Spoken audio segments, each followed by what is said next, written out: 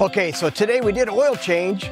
Next we did the gear oil in the rear differential. Wanted to show you what Lucas Oil offers for this particular Dodge Ram 1500. Always look in your owner's manual. We looked it up. It takes approximately 2.5 quarts of 75-140 synthetic gear lube. Good enough for a semi and ideal for this pickup truck. It was pretty simple. On the rear differential, we had a drain. We went ahead and drained it out, and on the rear of the cover was a seal that was very easy to take off. If I would have had a real dirty, stringy oil coming out, I would remove that inspection cover. We saw a really clean oil.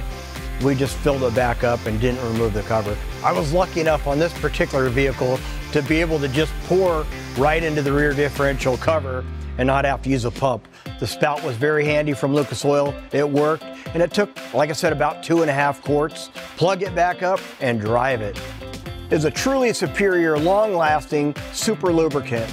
It is especially designed for heavy-duty or high-performance applications where other gear lubricants might not be good enough.